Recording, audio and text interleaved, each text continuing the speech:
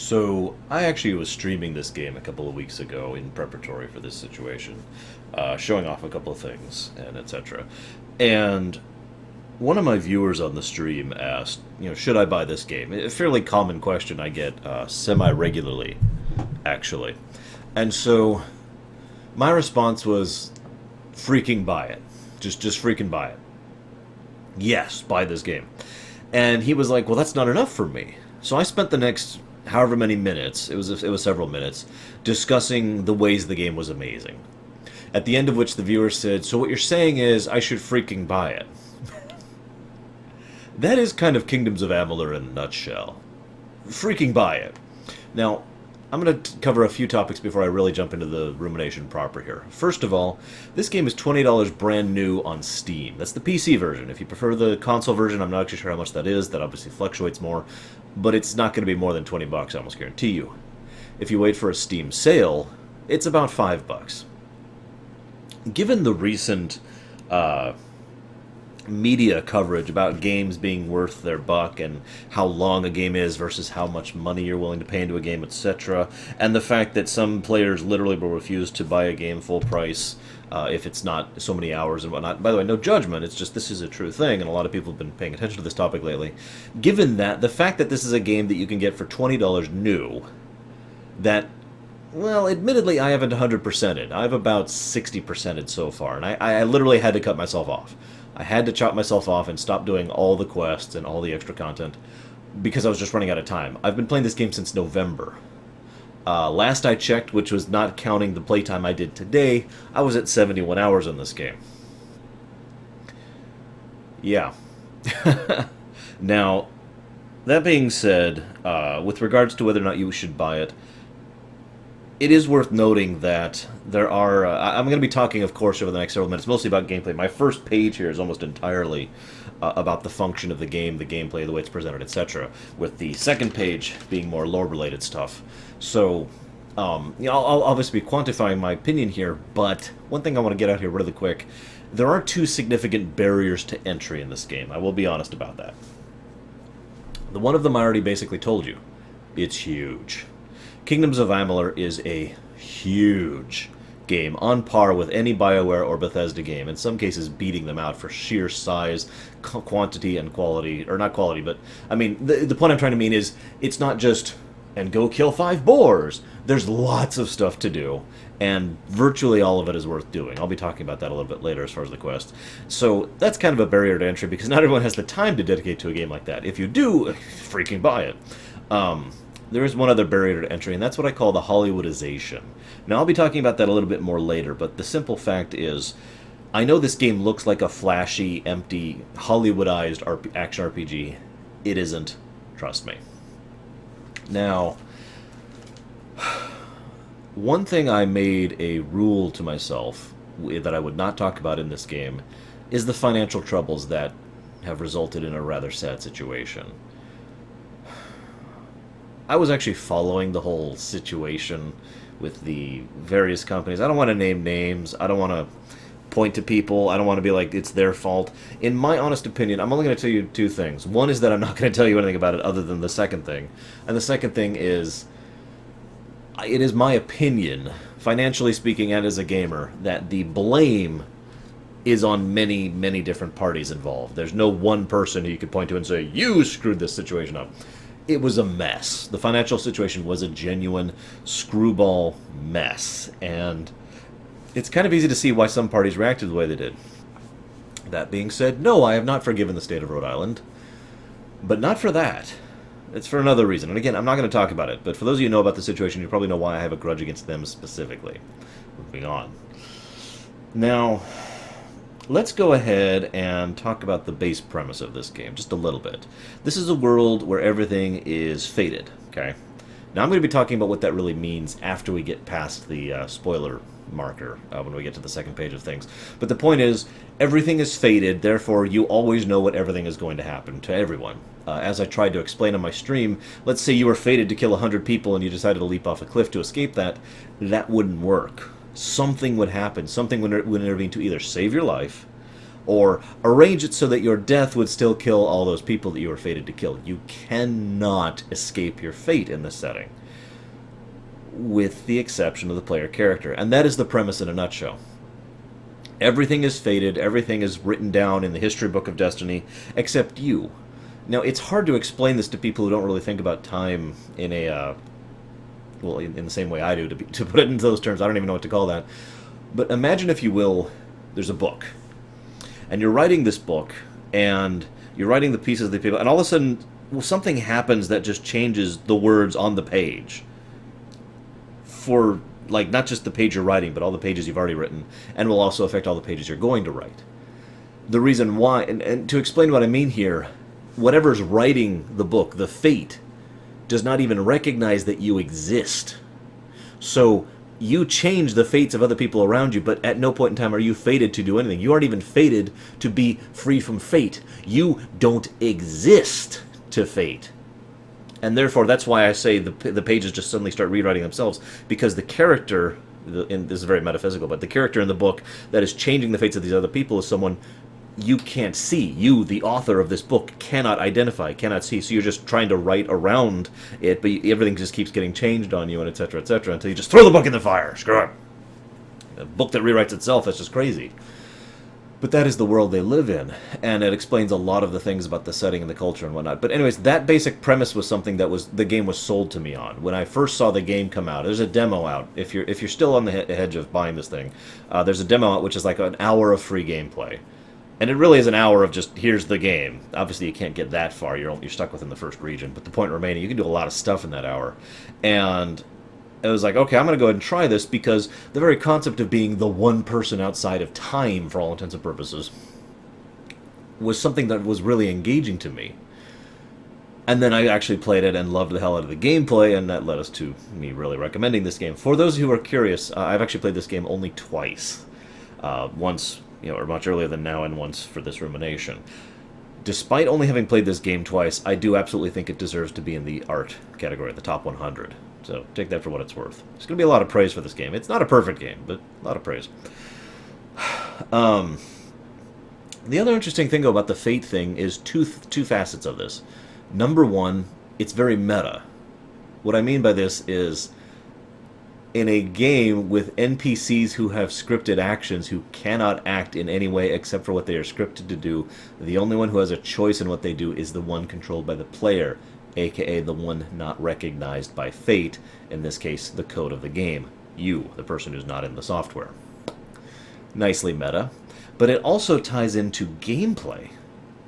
For those of you who don't know, one of the other selling points of this game, in addition to the story, is the fact that it is a very action RPG game, and you can play as a rogue, a fighter, a mage, a rogue fighter, a rogue mage, a fighter mage, or a rogue fighter mage. Any of those are feasible. Personally, by the way, I recommend rogue fighter mage for reasons I'll discuss later. So the fact that you can switch between disciplines seamlessly, literally in the middle of a swing, you could be like, smash them with a giant great hammer, and then immediately stab them with a dagger, and then cast a spell immediately after. No pausing in between. That is actually implied, although never stated outright, to be a side effect of the fact that you have that control over fate. That absence from fate. You can literally do whatever because you have that capacity, if that makes any sense. So that's a nice way to do that, admittedly. Now, should I talk about that here? No, I don't think I will. What to talk about next? Well, I talked about the Hollywoodization. The game, again, it looks very much, it looks very Hollywood, very flashy, very, we have seen a lot of flashy games in the last 10 years or so that have turned out to be really good. The God of War series, several of the Devil May Crys, the Bayonettas, etc. So it shouldn't surprise you that I say, despite being very flashy, it is still very good, as I've been saying this in the whole video so far. It feels like it should be empty flash, a spectacle fighter, basically. But it isn't. It's strange the way it works. There is such an in-depth level of culture and lore and society and story and plot and elements of the writing and the set design and the way that the animations flow. I mean, this does feel like what I would call an actual AAA game should look like. For those of you curious what I mean by that, in my definition, what a AAA game should be is a game that is very, very polished, very, very well produced, very, very well executed. And I mentioned that specifically because regardless of the content and how that content, what kind of content that is, shooter or RPG or whatever, it should be very well executed, very well presented, and very well polished. So no matter what it is, its delivery to us is amazing. That's in my opinion, of course. So this truly does feel like a AAA game to me. Now, it does have some bugs. My favorite bug, I can't even describe how the bug happens. All the in-game cutscenes, in fact, virtually every cutscene in the entire game, with the exception of, I think, 3, are done with the in-game engine. So that means they just take control of your skeleton and make you do an animation while the cutscene's playing. The very moment, however, the animation stopped playing, my character defaulted to wherever they were actually standing in the world, where they would be when the cutscene ended. So I'd be like, oh my god! And then, like, in a millisecond, in a blink, I'd be standing over there, literally just standing. Like, completely different, like, over in the corner, looking into a corner. And then I'd warp back to do the next animation of, oh my god, and then I'd be back in the corner. There are a few bugs. I didn't see any game-breaking bugs. I know a few exist, mostly with regards to some quests which you can make uncompletable. I'm not talking about the one that happened on the stream. For example, there is a quest to get, like, all of the gravestones in the whole world. Yes, all of them. And if you do it at a certain time, you basically are screwed and can't actually complete that quest. Stuff like that. There are a few quests that you can do that on. The wiki is pretty good about getting information about which quests you need to avoid bugs on and how to bypass them. Also, the latest patch I had on Steam actually fixed quite a few of these bugs, so that's nice too. But again, nothing I saw that was game-breaking, and nothing I saw that actually irritated me, bug-wise. Everything was basically what I usually like to call the Elder Scrolls-style bug, a.k.a. something that just makes me laugh whenever I see it. The world was built by R.A. Salvatore, I never know how to pronounce his name. Good man. That's significant, because I want to mention this. The story, well, the plot was not made by Salvatore. The writing was not done by Salvatore. The world was done by Salvatore, okay? That's significant, because in my personal opinion, I know I'm going to get a lot of flack from this, from Greek geek circles, Salvatore is not that great of a writer, but he is an amazing world builder. I've often said that the reason why Faerun is as interesting and engaging as it is because of Salvatore, not just because of Drizzt, but because of the world that was built around that character and the characters connected to him. And that's mostly on Salvatore's shoulders. He's really good at that sort of thing. And it really shows, because this world is huge. You could tell that this really was designed to be a franchise. This was not just a world that they built for a one-off game. They intended to do something with this world. I guess this is as good a time as any to talk about it. I have one huge complaint about this game, and it is the biggest complaint about this. In fact, it is the only complaint I would say actually detracts from my enjoyment of the game. Every other complaint I could say would be nitpicking or niggling at best. So there's really only one big negative if I was reviewing this, and that is that we'll never get a Kingdoms of Amalur 2. For those of you who don't know, when they were making this game, they were actually making an MMO, the Kingdoms of Amalur. Somewhere along the line, and again, I promised myself I wouldn't go into things, they decided for various reasons to go ahead and make a prequel.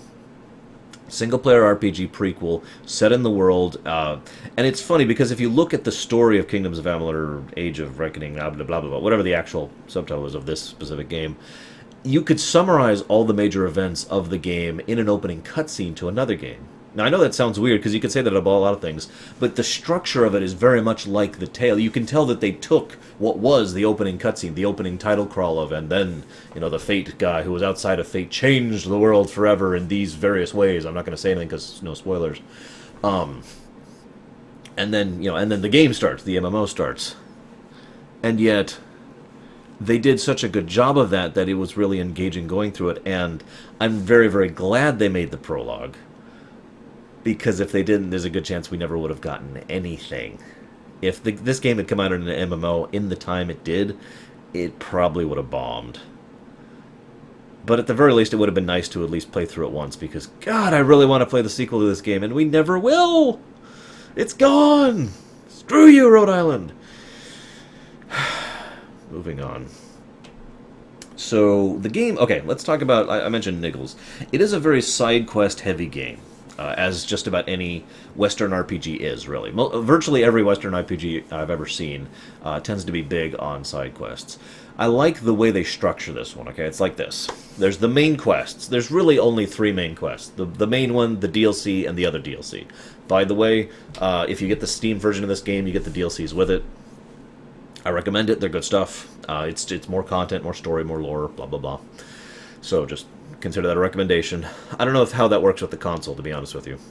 Anyways, so those are the three main quests. Boom. So in other words, the main plots.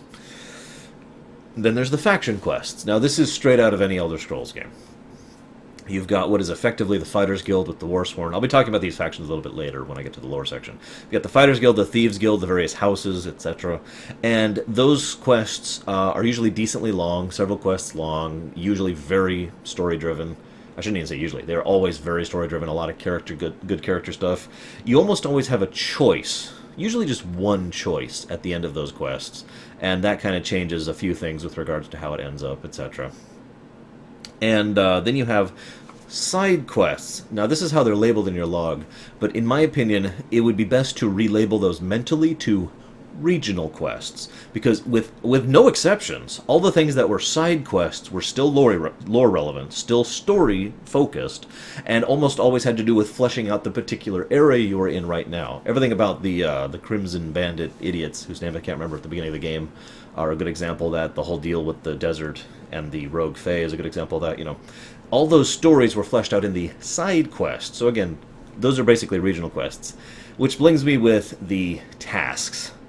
The tasks are the only quests in this game that I can't really recommend you do. They're basically just, here's some gold and money to go do X of Y. Usually they have a little bit of a threadbare of story to them, but it is extremely threadbare. For example, we've been attacked by this area a lot, and oh my god, everyone's being poisoned by the creatures that are attacking us. Please go out and help me get these things so I can cure the poison, etc. Not really much of a story, just the most threadbare of things. So if you want something to skip, that's my opinion. Go ahead and skip all the tasks. Oh yeah, I mentioned this on my stream. There's something in the options menu to change your sprint option. There's one to hold and one to press. Those are the options. Now, to demonstrate, I mean, this is on the keyboard, of course, but in order to sprint in hold mode, you have to hold W and Shift, which is basically like this. You have to be holding W and Shift the whole time.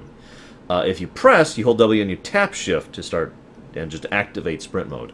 I strongly recommend, given how much running around and how huge this world is, to shift that to press, not hold. And yes, I made a point of noting that because it made such a difference in my enjoyability of this game. Speaking of which, crafting. Crafting is fascinating, and actually I think this is good. The game designer in me likes this idea. It's like this. You effectively have two options to play this game. You can craft, or you can not craft.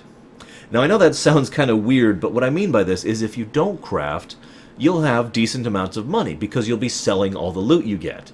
And all that will get you enough gold in order to buy upgrades and new potions and new buff items and whatever it is you need in the next town, right? So great. If you craft, you have almost no money because all the things you could sell are being broken down into parts in order to make new stuff.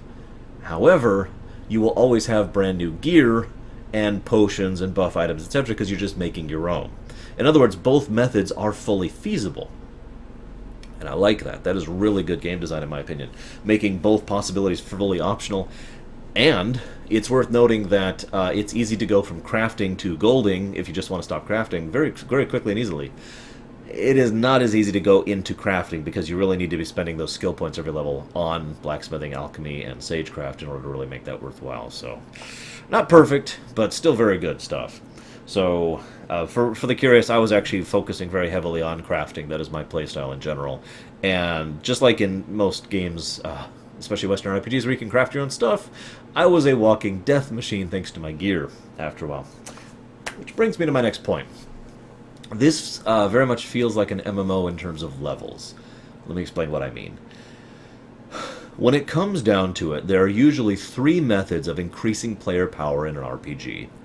levels. Now, a lot of JRPGs do this, some Western RPGs do it, but the point is the focus is on your level. Your level, being a higher level, makes you stronger in a significant and noticeable way.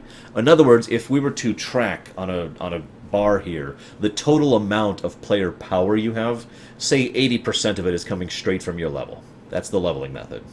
Second method is a little rarer, and usually seen all over the place. There's no specific genre that likes to do it, and that is alternate advancement. Probably the best example that I can think of right off the top of my head is Final Fantasy VII.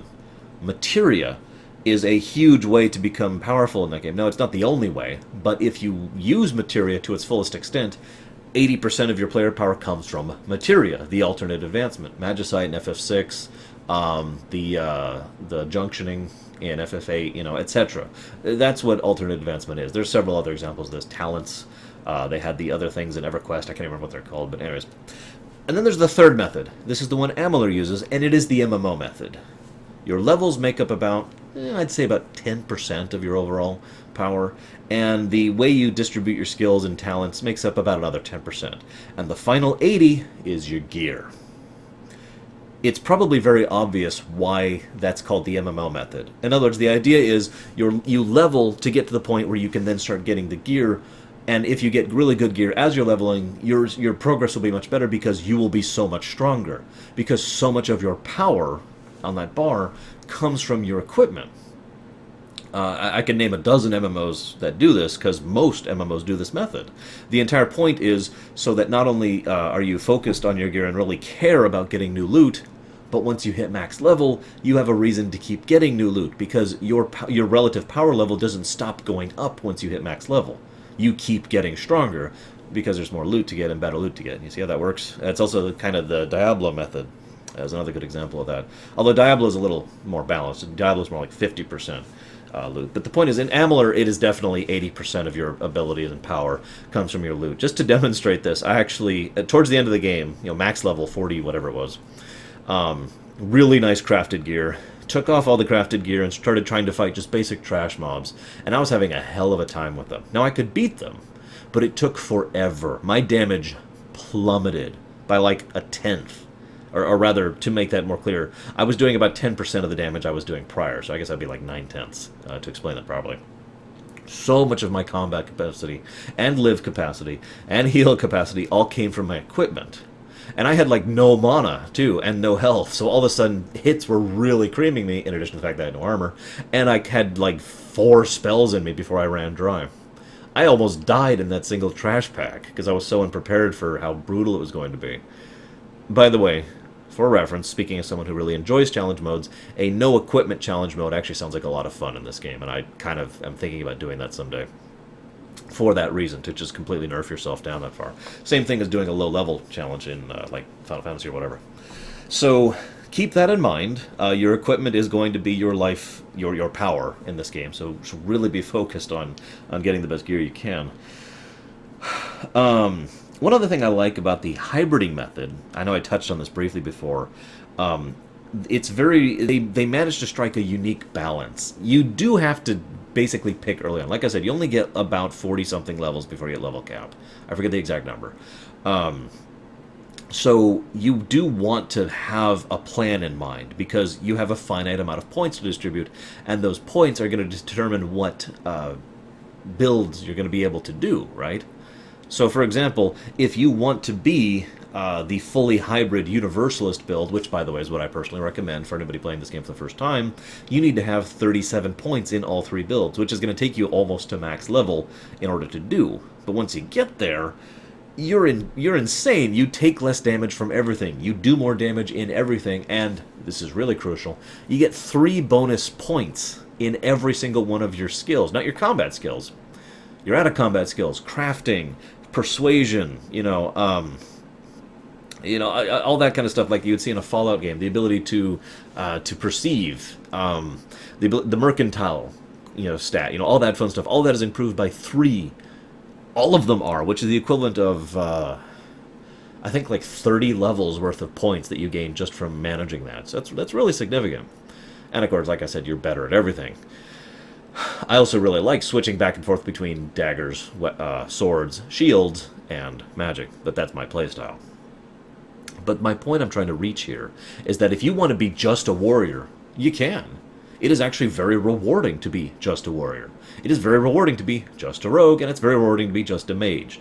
There's enough abilities with enough diversity that you can put points into, and the bonuses you get for your specialization are sufficiently high that no matter what you pick, it is good, as long as you're still progressing. And hence, the focus, the duos, or the single trio all work out really, really well. And that kind of balance is very difficult to pull off, and I think they did a really good job of that. Speaking of which, the specs give you bonuses. That's really all it boils down to. Like I said, the Universalist one, for having 37 points in everything, gives you all the bonuses I mentioned earlier. They have another thing called Twists of Fate. This is really cool. This is something I actually do in my D&D campaigns. It's basically another way to make you more powerful that is solely related to story. And I like that. A twist of fate is literally, you've done this particular quest arc to completion, and as a result of the lore, of the story of the world changing, you are now stronger in ... kind of a way.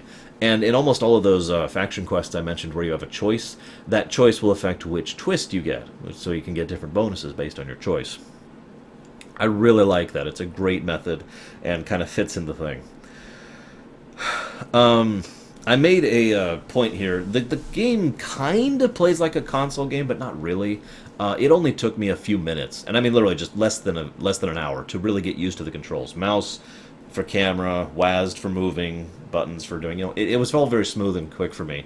I actually cannot picture playing this game on a controller personally. That's just my preference. But the reason I bring this up is this is a better PC port than Skyrim. It is worth noting that Skyrim is better on the PC with mods, but Amalur is better on the PC without mods. Now, that's kind of a bad example, because Skyrim is kind of a really bad PC port, to be blunt. However, my point I'm trying to make here is that Amalur is a very good PC port, and I do recommend it if you prefer to play on the PC. Speaking of mods, there are virtually no mods for Amalur. There are some. I went looking. I decided not to mod it for this playthrough. It's mostly cosmetic, aesthetic stuff, and, here's how to change this thing and that thing. Very little stuff, not really worth getting into, all things considered. I mentioned that I had another niggle. Or rather, that I had several niggles. One of the other ones is the respawning. It gets tedious given how much you run around in this world, for the fact that there's almost always enemies there. It's one of the things that contributes to its MMO feel. You go to town, and it's like, okay. Then you leave town, and the enemies that you just killed maybe like 5 minutes ago are already back, and they're still in the same spot.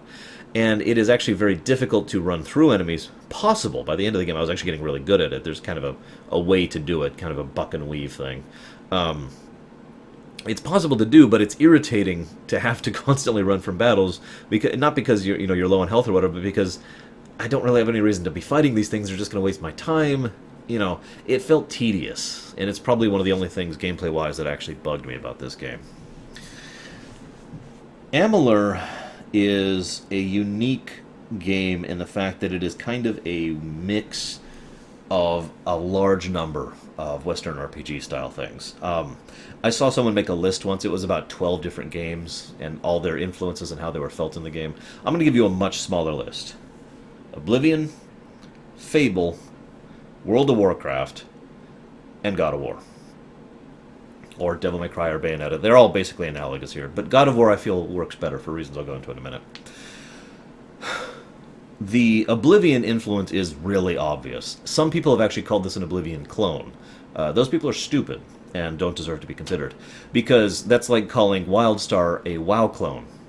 On the surface, yeah, totally.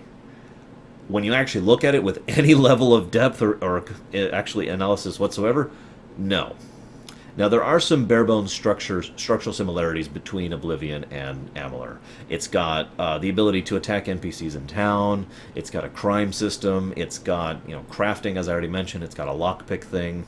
It's got faction-based quests. It's got a main quest thing, etc., etc. It has a bit of level scaling. It's very strange the way they do it.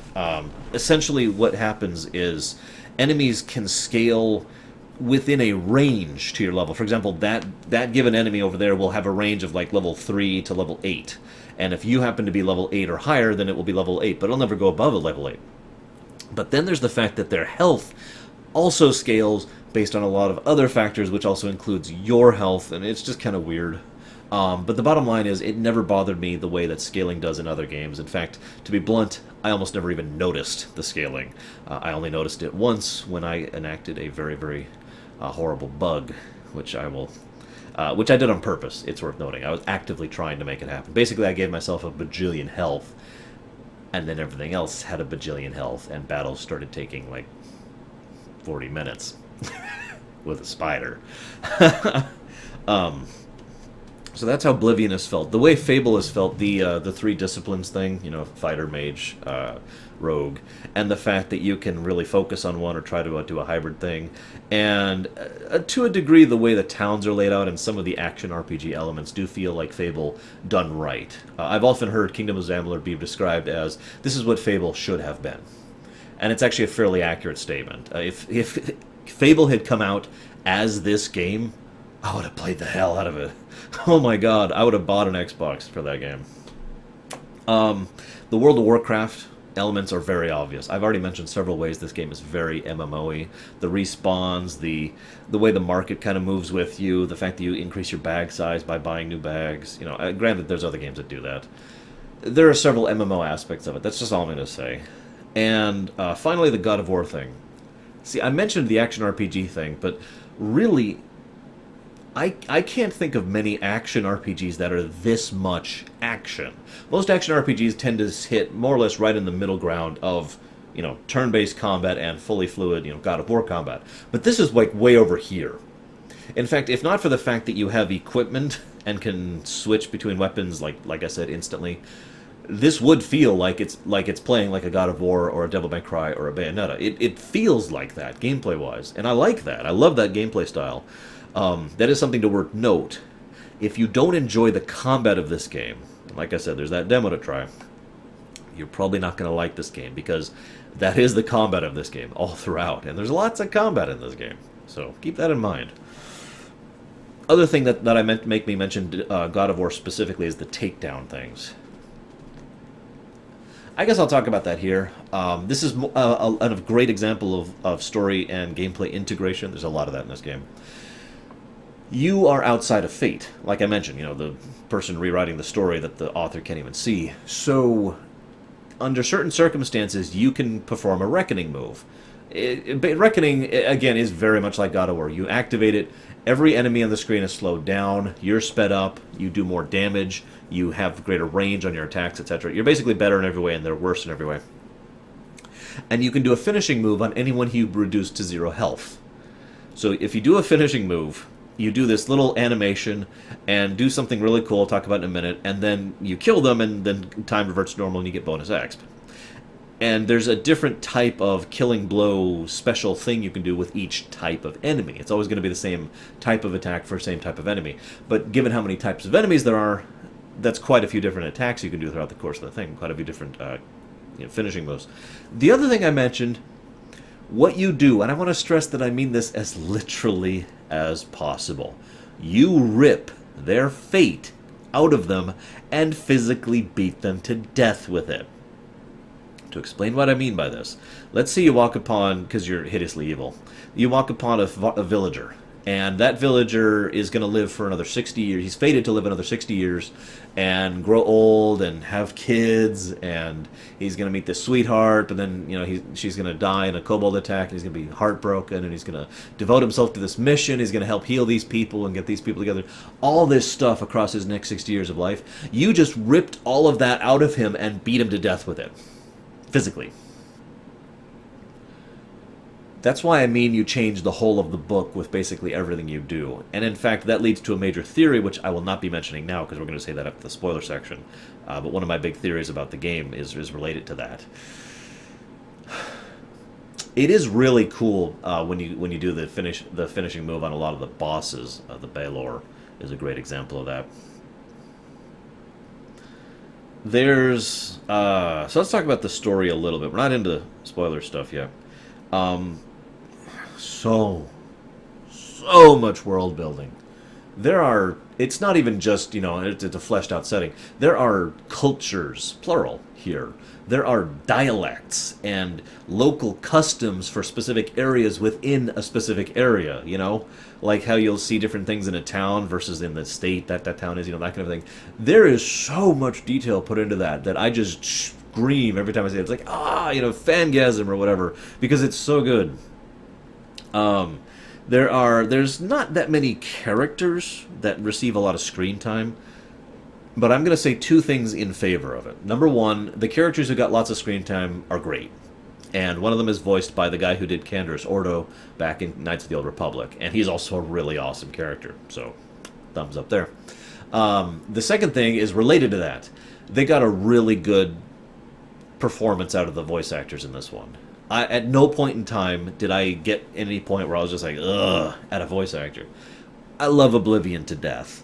But the voice acting problem in Oblivion is a very significant one, all things considered. Not just the fact that there's so few of them, but that one voice actor, and I'm not going to name his name, someone on the stream actually looked it up and figured out his name, but that one voice actor who just does the wrong emphasis and all the wrong syllables, stuff like that, and has no idea how to say sentence structure, basically. None of that here. Great voice acting. They got some really talented actors. Jim Cummings is in this. Laura Bailey is in this. As I mentioned earlier, the guy who did Canderous Ordo is in this. You're probably going to recognize a few voices if you play through this game. And the characters that they have, I guess there's actually a third point here. They do have some good development. The guy who played Canderous Ordo, Agarth or Agarn, I can't even remember his name. He did have some really great character moments and character development. So did Alan. So did several of the characters I don't want to name right now. Most notably the bad guy. So, good stuff all over around. There's also a really undercurrent theme in this game. Now, you'd think it's fighting fate, but that's not really it. The actual theme of this game that I've noticed is that of courage. Very Zelda-y, actually, in its own way. And now, granted, it's always been implied in Zelda, the fact that a boy or a teenager or whatever can go and do the things that he does, which would cause most sane men to literally just disintegrate mentally and not be able to emotionally handle it. Link goes off and does, and the courage that is necessary to do that is not just within the Triforce, it is a very fundamental theme of how the game works, right? And there's all sorts of theories about that, but that really is very strongly emphasized in this one. Not just in the main character, not just in the player character, but in all the NPCs around them. Your very existence inspires courage in others, inspires others to do things they would never even consider doing. Part of that is the fate shifting, but most of it is, well, let me put it to you this way. Imagine that you're fated to do ABC. Now, keep in mind, I didn't mention this earlier, this is actually kind of fundamentally important. You know that you're fated to do ABC.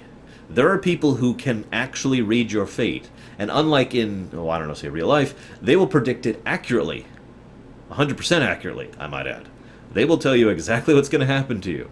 They can tell you some of what's going to happen after you die, So, ABC is going to happen to you.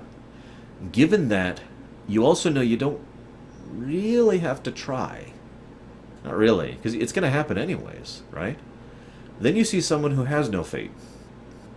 They have pure, unadulterated free will. And they are choosing to do these things, these acts of daring and courage, and again, the Link factor. Pulling off things that would make most people go, ah! That's inspiring in its own way. And you can see several NPCs are inspired by what you choose to do. There's a great line by one of the kings you meet, who's voiced by the guy who played Balthier. Or no, not Balthier, that's actually a different actor. He's voiced by the guy who played Cecil in Final Fantasy IV DS. Can't think of his name either, but he's a good actor.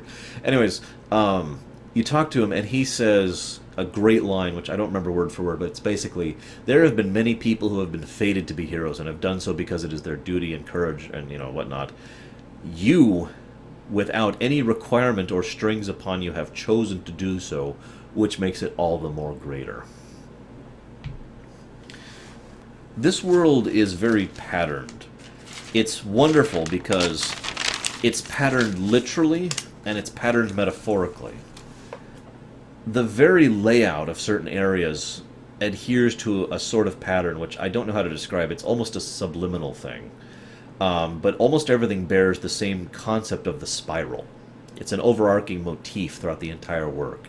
Pay attention sometime if you play through it, or if you've played it, think about it for a while. The spiral is represented everywhere in this game, often in very subtle ways, like the layout of a dungeon or the way the ground works, etc. I love that because at the very, very, very, very end of the game, as you're approaching the last boss, there are banners up that bear her symbol, and it's a spiral. The entire world is patterned, and that was very deliberately done, because this is a world governed by fate. The world is patterned. That's that metaphorical part. The world literally has to run along its same cue that is destined to do. Well, we're going to go ahead and do a spoiler alert. I haven't used this one. Let's see if I'm rusty here.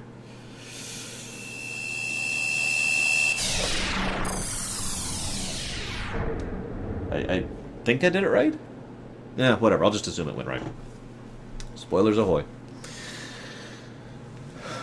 Here's the thing about fate. And I wanted to do the spoiler warning before I really got into this, because I cannot talk about the fate of this world without getting into spoilers.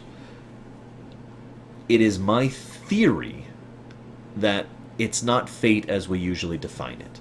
Usually when we say fate, it is... Well, it's like the book example. For those of you who don't know what I mean, it's a theory that has to do with the fact that time is already written. Everything that already has happened always has happened. Everything that is happening will happen. And everything that is happening in the future is what will always happen. So no matter if you had the ability to jump through time or look through time, it's always going to be exactly the same because it's all already written, right? That's that concept of fate. But that's not what's perceived here. Ignoring the obvious fact that the player character is outside of fate, people do have freedom of will. They just can't escape their fate. There's a very strong undercurrent of the idea that no matter what you do, you know, A, B, and C is still going to happen. But a lot of people try to avoid that. A lot of people try to do other things, try to bypass fate, and use whatever knowledge or power or skill at their disposal to avoid it. They fail.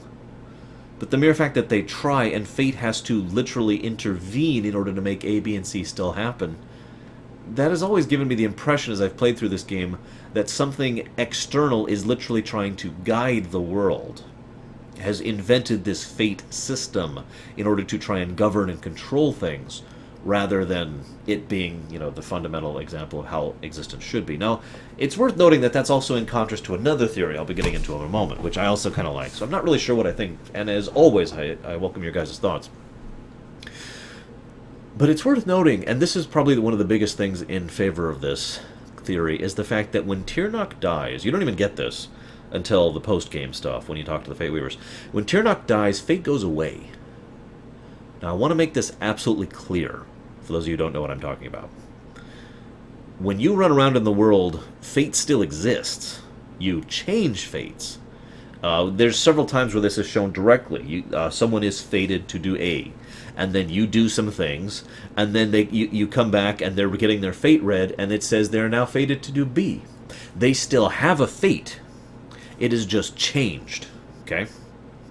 That's an important distinction, because once Tirnoch dies, fate is gone. It's vanished. Imagine that book analogy I used earlier. The book is no more. There is no more book. It was thrown into the fire, like I said earlier.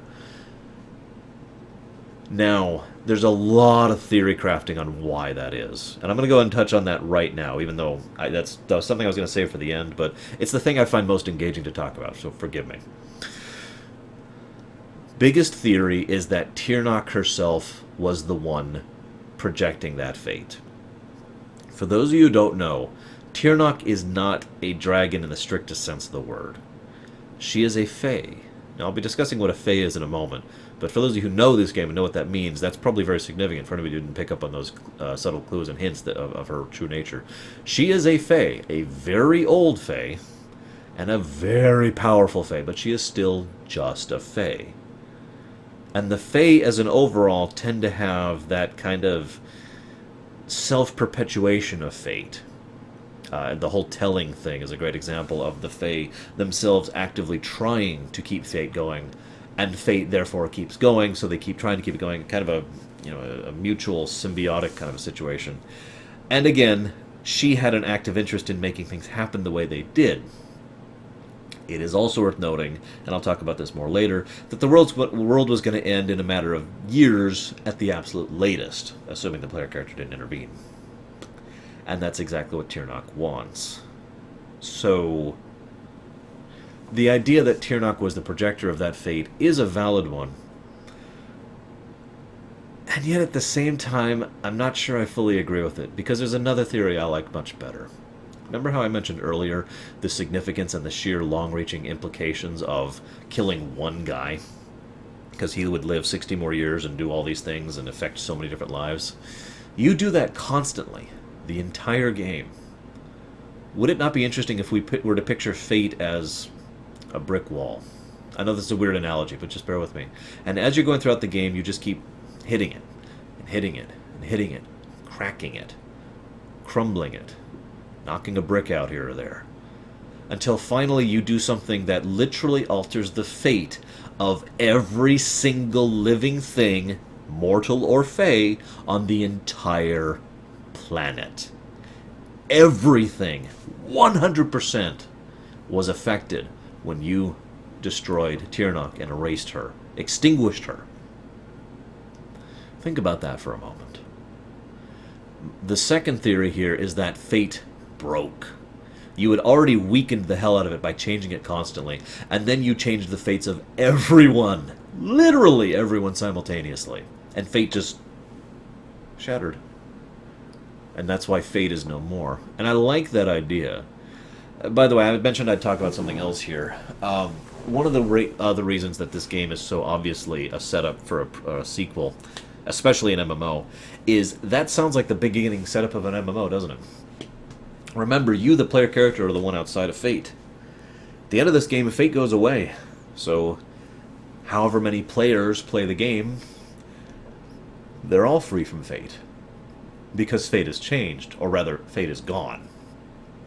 Hence the idea of doing this as an MMO, and also the concept of, I don't know, just continuing the story. I'm going to segue for just a moment. There are so many empty I shouldn't say empty.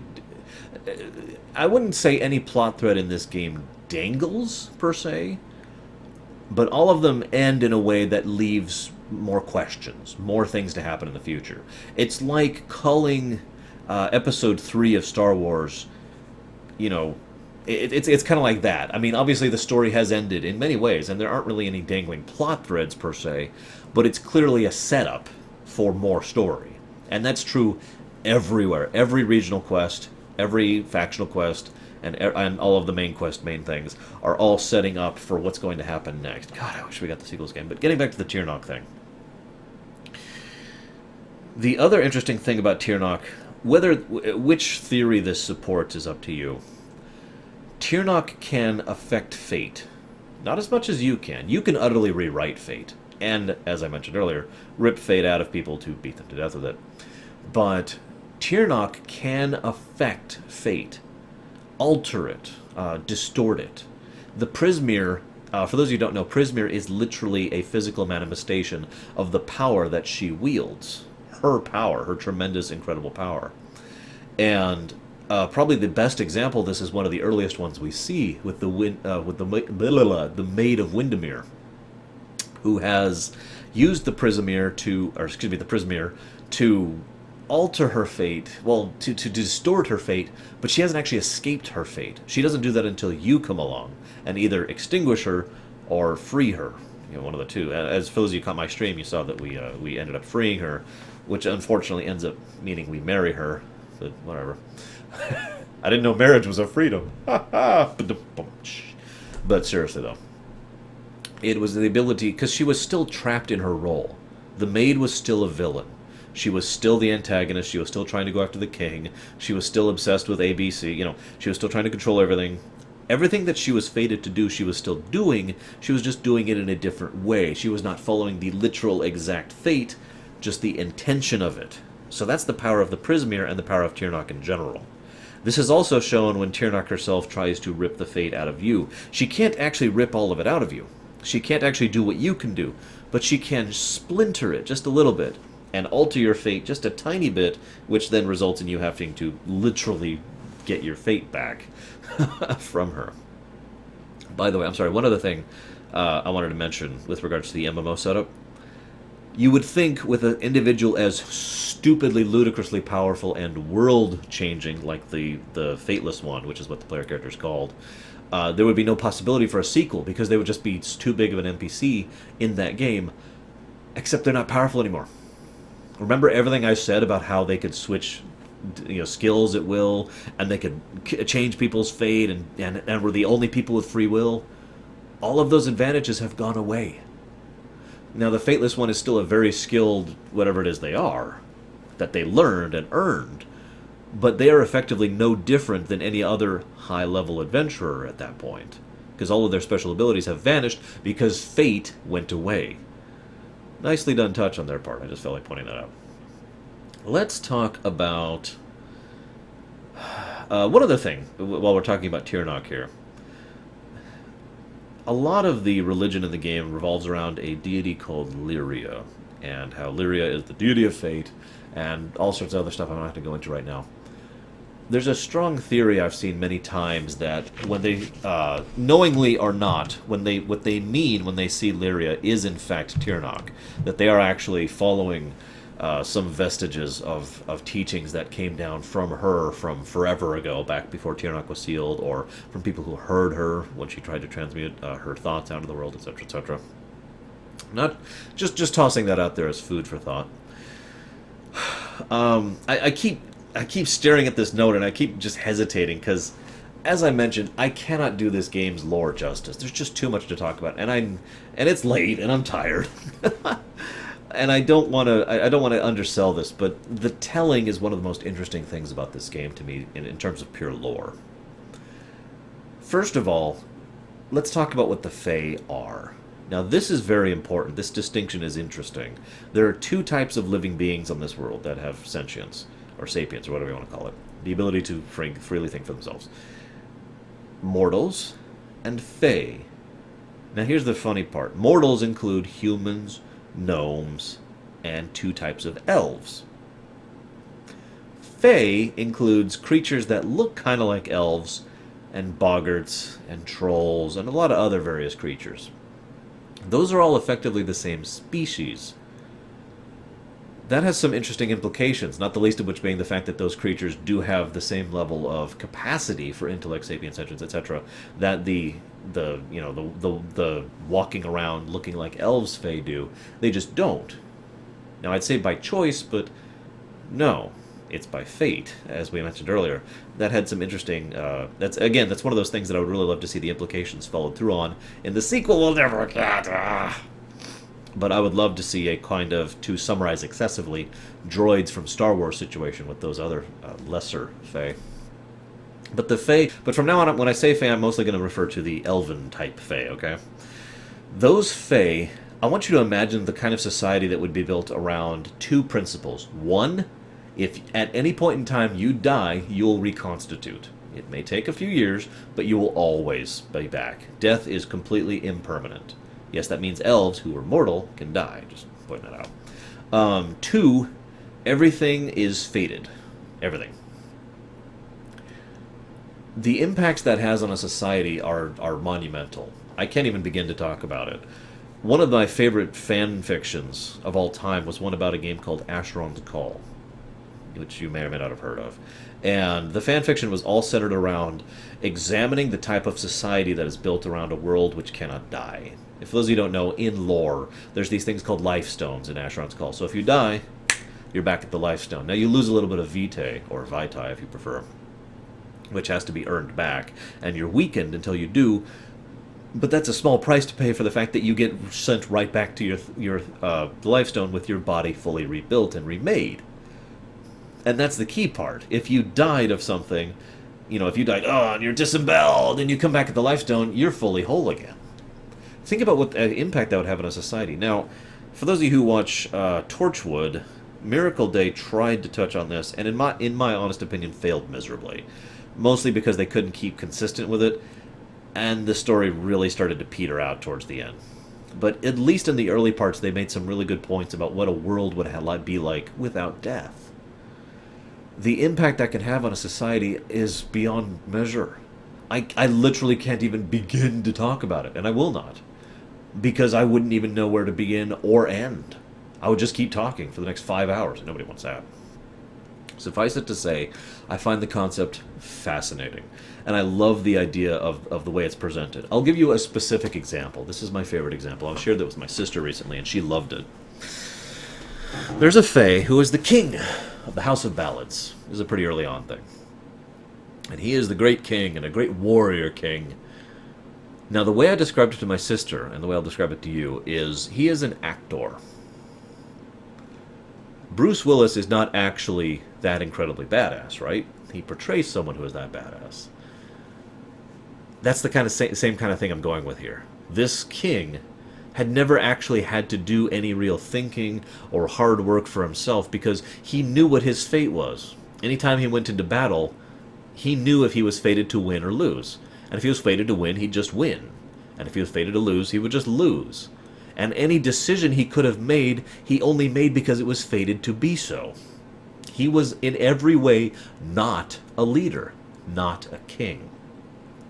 When the Maid of Windermere starts warping the fate a little bit, he gets terrified.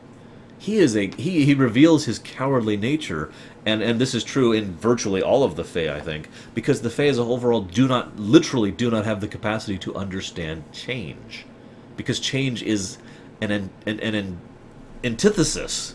It's a complete anathema, or however you want to pronounce that, to the Fae. The very concept of change, because their very existence is static. And so when faced with it, he crumbles, and he gives the only person he knows who can handle this, you, the person who is doing something about the situation and has taken charge because you chose to, but without any strings on you. I've got no strings. Oh, sorry. The Rain, you actually become the new king of the House of Ballads. That is a great example of how that affects them. And much talk is done throughout the course of the game about the vast differences in perspective between the Fae and the mortals. Keep in mind, this is with fate being taken in mind. Mortals know about fate too. They can't see it as much, and they don't have the telling, which I'll get into in a moment. But they still know they are fated, and they can go to a fate weaver and say, what's going to happen to my life? Oh, ABC. Well, that sucks. Okay, whatever. But the Fae, they are a concrete slab. They don't change. They don't alter. The only times that anything ever happens to change the Fae at all, it's always affected by either you or the Prismere. Fun little side note. This is implied heavily but never stated outright, that when you kill a Fae with fate, you permanently kill them. In other words, remember how I mentioned earlier that a Fae will always reconstitute? They won't if you kill them in that reckoning sort of manner. At least that's what I believe. By the way, another fun fact, the Fae are also no longer immortal after the post-game. So they would now have a mortal society, having just previously been an immortal society in the sequel. Which again sounds like just a huge setup for a great story that I really wish we'd gotten. So, because again, think about a society that has never known death or change, which suddenly now knows both. Just like that. Yeah. The telling, then. The telling is really fascinating. There are stories in Fae culture and lore, and they retell them every now and again. And the telling is basically, you take a role from the story, you literally take that name, and that name becomes your identity. And the world will literally shift to accommodate the fact that that story is happening again. My favorite example of this is, again, early on. When you, this person is like, I want you to help me summon a troll from ages past because he has a valuable gem on him and I want to steal. How do you summon it? Well, the troll is part of a telling, one of these stories. So what you do is you go in and act all the things that happened in the beginning parts of the story, and then the troll is just there. Keep in mind he was dead prior to this, and not due to be resurrected for several more years. But he just gets right back up and comes after you because the telling is happening. So the world will literally reshape itself to fit a story that is being told at any given point in time. This happens a lot through the course of a lot of the Fae quests, too. And we get to see the impact of Prismeer on the telling much later in the game, especially with the House of Sorrows. Ugh. Um, so it's just a fascinating concept because they adhere to this in the most extreme manner. If you've ever seen a LARPer or a role player, you have not seen one until you've seen these Fae. These guys adhere to this so severely that they effectively do take on the identity of whoever it is that they are portraying.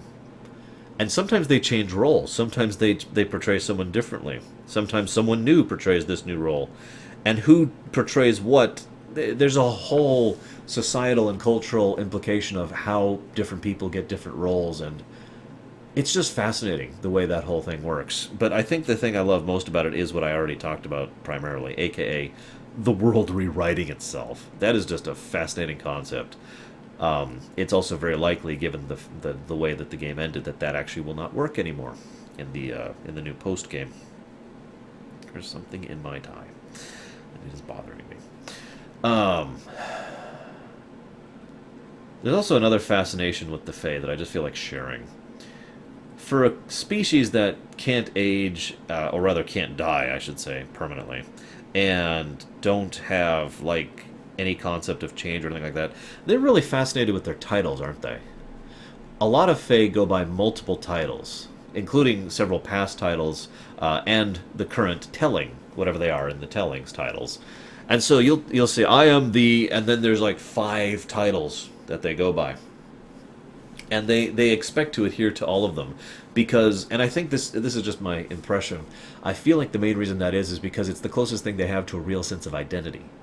Given the fact that their names and, in many ways, personalities can and are changed by the telling and by the cyclical nature of the world, let's see that spiral again, the only way to really distinguish yourself is to maintain track of all those titles you have earned and currently have, that kind of a thing. Just my opinion on it. I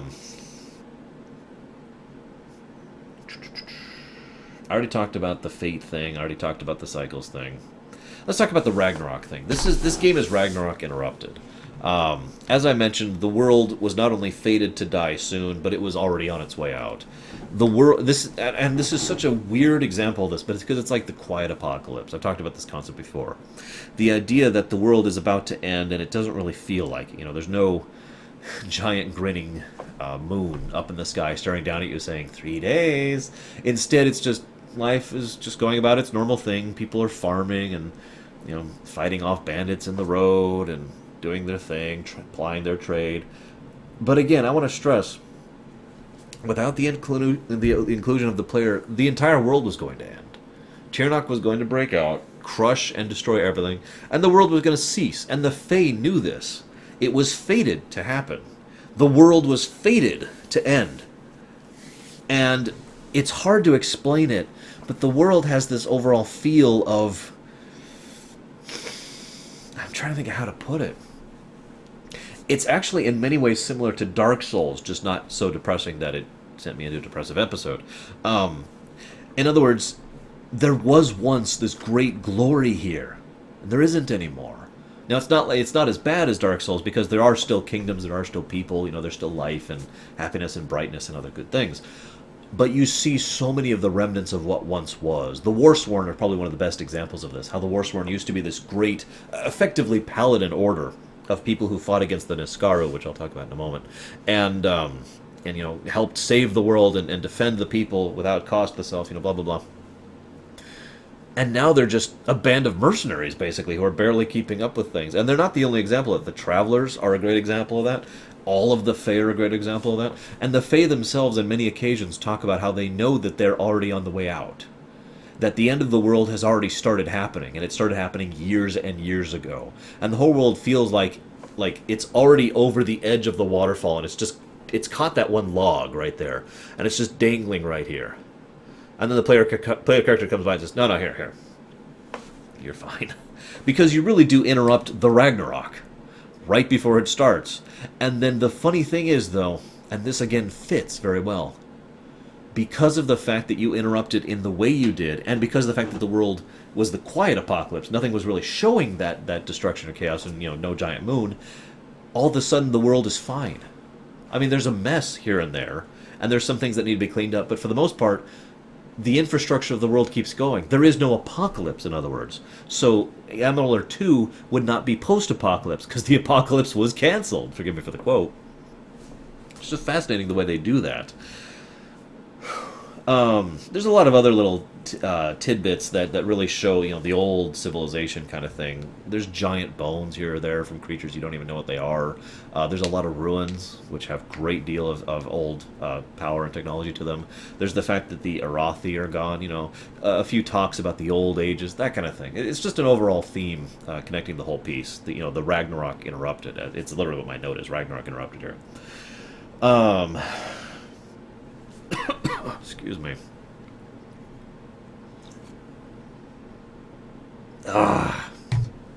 So, let's talk about Prismeer really quick. Prismeer is, in my opinion, a cliche, but a good one. In other words, it's something that you see a lot. See Tiberian over in the Command & Conquer series, Phazon in that thing, Blood of the Old Gods in a lot of works, It's the same, it's always the same kind of concept, some kind of vaguely alien, vaguely not right, fantasy, mystical, whatever, substance that has great power and affects things around it. And in many ways drives the plot. In this case, as I said, Prismeer has a literal definition. We know what Prismeer is. It is a physical manifestation of the tremendous power that Tirnoch has. I think it's really well demonstrated, especially given the fact that it actually has the ability to alter fate, which is the primary, or I should say distend fate, which is the primary function of this world. But I have a theory, two theories actually, about why it affects certain things so severely, namely the Fae. Remember that every Fae that is using or affected by Prismeer basically goes nuts. Completely shifts in all personality to just this doom cultist, we need to kill everything, oh my god kind of a situation, which is quite a bit of a shift for the Fae. The first and most obvious thing is the fact that Tirnoch herself is a Fae. She's just a super powerful one. And so the idea that a Fae with tremendous power can influence other Fae to I don't know, think the way she does, because Fae by themselves are very patterned, and as I already mentioned with regards to the telling, will literally change their personalities and perspectives to accustom whatever new role they're supposed to play, that her power is so tremendous that it basically just kind of overwrites theirs. And they are effectively following this new telling. Her telling. That's the first and obvious theory. The second one is a little quieter, and has to do with the idea that Tirnoch was not the instigator of the whole fate thing. In other words, the world was fated to die. We know that. Ragnarok interrupted. Would it not be interesting if the fact that the Fae are so integrally tied into the way that fate works and the world works, that with something that powerful influencing them, the whole reason why the Prismeer was getting so much more prolific by the end of the game was not just because the barrier was weakening and she was manifesting her power more, it was because the world was actively falling apart on a metaphysical level. And so the Fae, which are integrally tied into the metaphysical in a literal and metaphysical way, were therefore deeply affected by this physical manifestation of the end of the world. Again, just some food for thought. I'm going to make a quick note here. There's a ton of this game that is inspired by Celtic mythos, or mythos if you prefer, and it shows all over the place. I'm not going to go over the list. One of my viewers in the stream was kind enough to list several examples of how this game was inspired and drew from Celtic mythos. I think it's really good, very, very well presented. Obviously not 100% loyal to the source material, but then again, I also don't think it should be. I've always felt interpretive works is the best way to use a mythos in a game. And I know this is a weird example, but see God of War as a good way to use Greek mythos. Probably a better example of that would be Age of Empires, or Age of Mythology, excuse me, which was inspired by several different types of mythos. But anyways, a few thoughts before I'm at the end here. My first, this is just a side note. I mean, literally I only have 2 more notes here, then I'm finally done. This is just a side note, but the Warsworn immediately reminded me of the Brotherhood of Steel from Fallout. They used to be great, and they have good intentions. They're not evil people, and yet they are stubborn and blind, and their adherence to discipline, to doctrine and to tradition has literally hampered their ability to function, and so they've gotten worse over the years.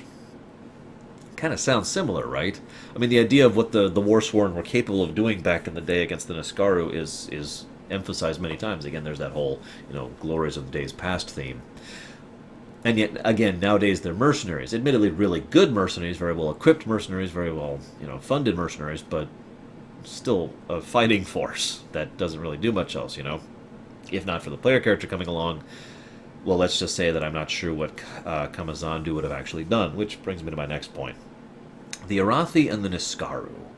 Now, again, the Arathi and the Niskaru are huge and obvious plot hooks that are never followed up on. In other words, they were meant to be something that would happen in Kingdoms of Amalur 2. Probably the primary focus of the story, or the plot, I should say, of Amalur 2. At least the first, the first arc of the MMO. At least that's my opinion.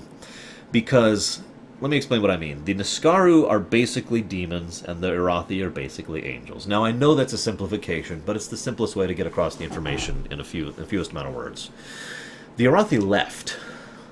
Again, there's that theme coming in. The Arathi left a while ago. The Arathi are best described as creatures of order. They were very much inclined towards life, cooperation, coordination, healing, that kind of thing. And I know some people think order is not necessarily good, and that's true, but in a patterned world like this one, order is very much good. And they were very altruistic in many ways, at least from what we understand. Again, tales, mythos, etc. They were very advanced technologically, they were very advanced magically. A lot of the ancient artifacts of the First Age are Arathi, and they left. No real understanding or explanation of why. So that's just kind of left there for us to ponder. That brings us to the Niskaru, which are agents of chaos. And again, in this case, chaos is basically evil because patterned world, etc. Here's a couple interesting things about the Niskaru, though. I had a theory even before I finished the Warsworn quest that the Niskaru and the Arathi were both actually Fae. Now again, we already know that Fae can manifest in multiple different forms, and Fae is effectively a type of life form rather than a species itself. So it's not really that out of bounds to say that the Niskaru and Arathi were both Fae, or at the very least just the Niskaru. I mentioned before the Warsworn quest, though, because you literally hear one singular Niskaru talk in the entire game, and it is Kamazandu, the one who talks to you at the end of the Warsworn quest.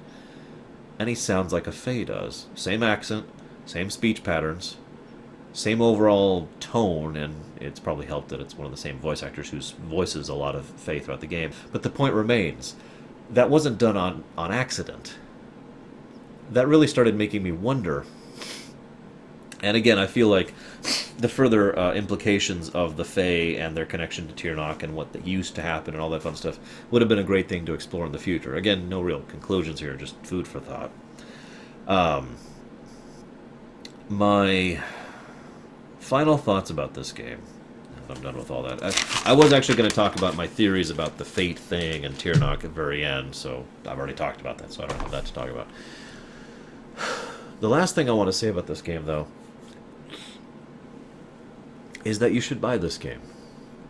Now, hear me out, okay? If you buy this game right now, no one who should benefit from it benefits from it, right? The people who made this game disbanded twice.